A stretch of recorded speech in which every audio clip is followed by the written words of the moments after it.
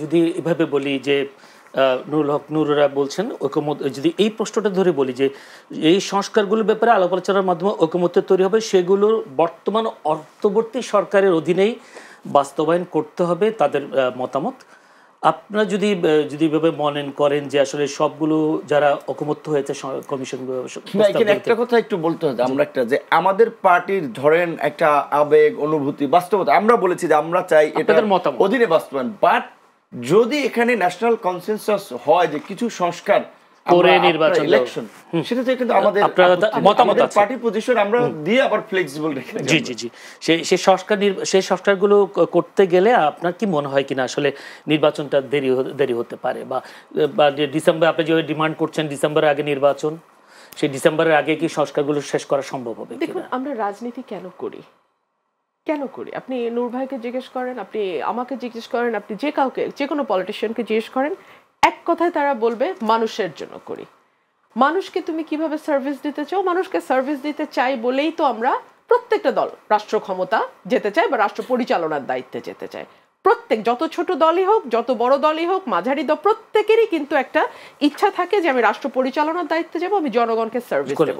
একটা ফোন নিয়ে আসি, যদি আপনি ওই জায়গায় থাকেন। দর্শক, আপনার পরিচয়টা দিয়ে ফোন করুন, পরিচয়টা দিয়ে তার প্রশ্নটা করুন। দর্শক নিশ্চয় আমাকে শুনতে পাচ্ছেন? হ্যাঁ, সম্ভবত না। হ্যাঁ, আপনার নামটা বলুন, প্রশ্নটা করুন। আমি জি, আমার নাম তাইয়েবুল হক। জি, কোত্থেকে করছেন? উত্তরা থেকে। প্রশ্নটা করুন, কার কাছে করবেন? Thank you. জি, প্রশ্নটা কার কাছে করবেন করেন? শুনতে পাচ্ছি আমরা। জি, আসসালামু আলাইকুম। ওয়ালাইকুম আসসালাম। আমি একটু রুমিন ফারুকের সাথে কথা বলতে চাই। জি আছেন, প্রশ্ন করেন। জি, আপনি বলুন, আমি শুনছি। জি, আসসালামু আলাইকুম। ওয়ালাইকুম সালাম। Dr. Rumin Farana, you have been very vocal over the last 3 years. আপনার কাছে একটি অনুরোধ, we will never get a man like আপনার যে আমাদের যে প্রধান উপদেষ্টা, আমি বলে গেছি নাম বলে গেছি, let us give him some time. You have seen when proper dirt we have come up. একটু সময় যদি কি আছে, 2-3 বছর থাকুক। প্রশ্নটা বুঝতে পেরেছি। জি, নিশ্চয়ই প্রধান উপদেষ্টাকে সময় দিতে বলছেন। এটা ঠিক প্রশ্ন নয়, এটা ওনার একটা মন্তব্য। সময় দিলে কি সমস্যা? সম্ভবত আমি যেটা বলছিলাম যে প্রতিটি রাজনৈতিক দল তার আকার আকৃতি যাই হোক না কেন মানুষকে সার্ভিস দিতে চায়। আমরা বিএনপি বৃহত্তম রাজনৈতিক দল হিসেবে আমরা কিন্তু প্রতিনিয়ত আমাদের কেন্দ্রে যারা আছি, আমাদের বিভিন্ন বিভাগে, জেলায়, উপজেলায়, ইউনিয়নে, ইভেন ওয়ার্ড লেভেলের কর্মীদের সাথে পর্যন্ত আমরা কানেকশন আমাদের রাখতে হয়। কিছুদিন আগে আপনারা দেখেছেন, দুদিনও হয়নি, আমি রংপুর বিভাগে গিয়েছিলাম। 3টা জেলা, সেই জেলা একেবারে উপজেলা, ইউনিয়ন পর্যন্ত নেতারা উপস্থিত ছিলেন। নেতা, কর্মী, সমর্থক সকলেই উপস্থিত ছিলেন এবং তাদের একটা সুযোগ ছিল আমাদের অ্যাক্টিং চেয়ারম্যান জনাব তারেক রহমানকে প্রশ্ন করবার। সো আমি বিশ্বাস করি শুধু বিএনপি নয়, অনেক মানুষ নিজে থেকেই গেছেন, বিকজ তাদের একটা সুযোগ আছে যে আমরা জনাব তারেক রহমানকে সরাসরি প্রশ্ন করতে পারবো। আপনি বিশ্বাস করেন, একটি প্রশ্ন এই এত বড় বিভাগ, এতগুলো জেলা, সংবিধানের মূলনীতি, প্রধানমন্ত্রী রাষ্ট্রপতি ক্ষমতার ভারসাম্য, 70 অনুচ্ছেদ, দ্বিকক্ষ বিশিষ্ট সংসদ, এগুলো নিয়ে হয় নাই। আমরা স্বাস্থ্যে কি করতে চাই, আমরা একটা ভালো হাসপাতাল এলাকার মধ্যে করতে পারবো কিনা, ওই হাসপাতালে ভালো চিকিৎসকের ব্যবস্থা করতে পারবো কিনা, ওই চিকিৎসক ঠিক মতন তার ডিউটি পালন করবেন কিনা এটা আমরা নিশ্চিত করব কিনা, ওষুধের দাম কমাবো কিনা, কিংবা গরিব মানুষের জন্য বিনামূল্যে চিকিৎসার ব্যবস্থা করব কিনা, এই প্রশ্নগুলো ছিল। প্রশ্ন ছিল শিক্ষা নিয়ে, তার বাচ্চাকে সে বিনামূল্যে স্কুলে পড়াতে পারবে কিনা, উপবৃত্তিটা আমরা সহজ করব কিনা, বাচ্চাদের পড়াশোনার পরে চাকরি কিভাবে ব্যবস্থা করব, বাচ্চার রেজাল্ট ভালো না হলে আমরা কারিগরি শিক্ষার ব্যাপারে কি, অর্থাৎ একেবারে সাধারণ মানুষের কনসার্ন কিন্তু শিক্ষা, স্বাস্থ্য, সামাজিক সুরক্ষা, বেকারের বেকার সংখ্যা কমিয়ে নিয়ে আসা, বেকার সমস্যা নিয়ে আলোচনা, দেশের বিনিয়োগ পরিস্থিতি, তারা, এবং জানেন আপনি একদম উপজেলা লেভেলের আমাদের যারা কর্মী নেতা আছেন বা সমর্থক আছেন কিংবা এমনি সাধারণ মানুষ যারা আছেন, তারাও কিন্তু খুব ভালোই বুঝেন বিনিয়োগ যখন হবে দেশ থেকে বা বাইরে থেকে, অটোমেটিক্যালি কর্মসংস্থান তৈরি হবে। সুতরাং মানুষ কিন্তু এখন অনেক সচেতন।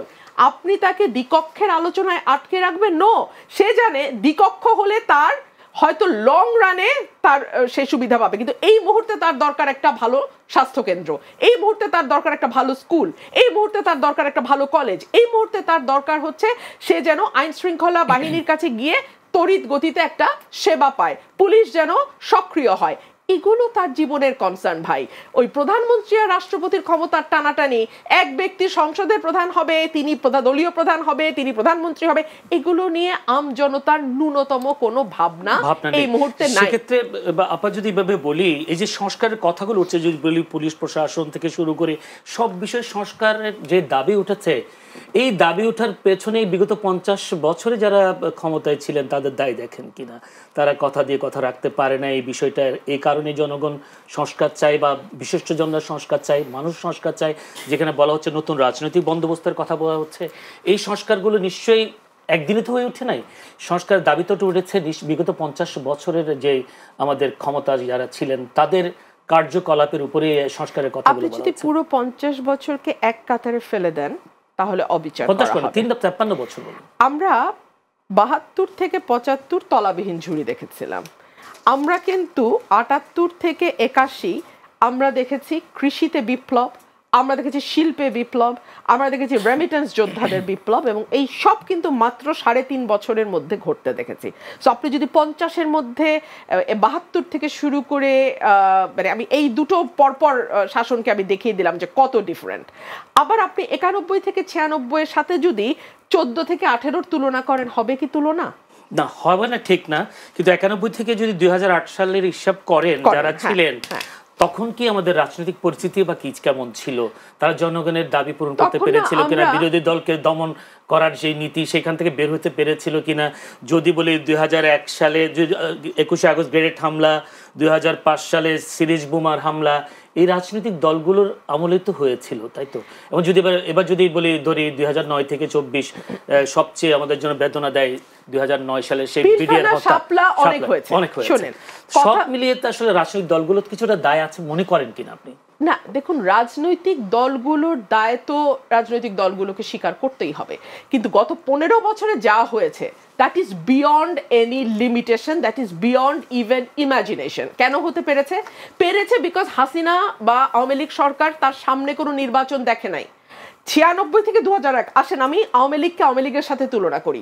96 থেকে 2001-এর হাসিনা আর 2014 থেকে 2025-এর হাসিনা বা 24-এর হাসিনা কি এক? থেকে বলবেন না, 8-এর সরকারটি ম্যানিপুলেটেড নির্বাচন, তারপরও একটা নির্বাচনের মধ্যে এসছে। আপনি 14 থেকে ধরেন না।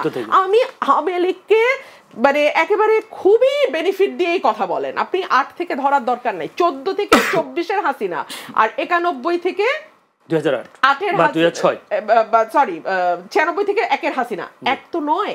ইভেন 2008 থেকে 14-এর সময় যখন তারা প্রথম আসে রাষ্ট্র ক্ষমতায়, তখনও কিন্তু তারা ভারতের সঙ্গে বার্গেন করেছিল এই বলে যে যদি আমাদেরকে তিস্তার পানি না দেয়া হয় তাহলে আমি ট্রানজিট দেব না। পরবর্তীতে কিন্তু সেই বার্গেনিং পাওয়ার আর তার ছিল না, বিকজ সে সামনে নির্বাচন, সেটা ম্যানিপুলেশনের মাধ্যমে ক্ষমতায় থাকাটা পাকাপোক্ত করে ফেলেছিল।